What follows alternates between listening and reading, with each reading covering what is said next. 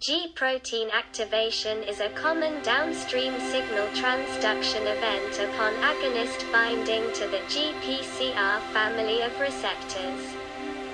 Genetically encoded BRET sensors are often used to measure the activity of G proteins but are limited to those stimulated by wild-type receptors.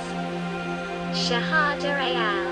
Developed BRET sensors capable of measuring the activity of GPCRs with disease-associated mutations that confer constitutive activity. By relying on plasmids that encoded all of the necessary components. These BRET sensors also showed better sensitivity than currently available BRET sensors that require co-transfection of cells with 3 separate plasmids.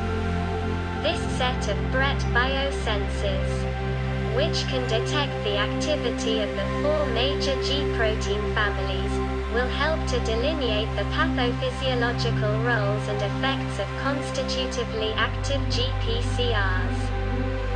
Heterotrimeric G proteins constitute the primary transducers of G protein-coupled receptor, GPCR, signaling.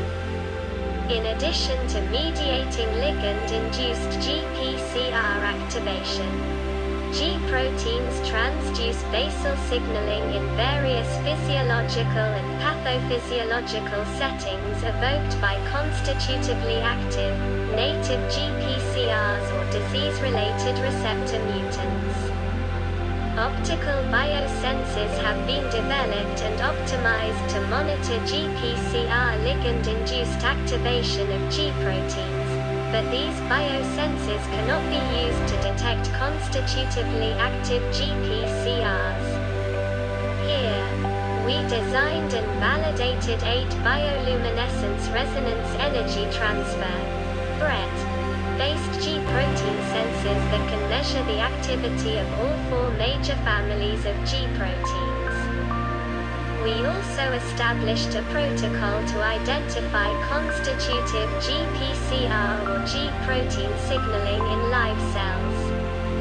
These G protein-based tricistronic activity sensors, GCase, rely on the encoding of all 3 G protein subunits by a single plasmid, enabling their expression at the desired relative amounts and resulting in reduced signal variability in mammalian cells. We also present an experimental protocol to use the GCase sensor toolbox to quantify constitutive signaling of native and mutated GPCRs through these heterotrimeric transducers.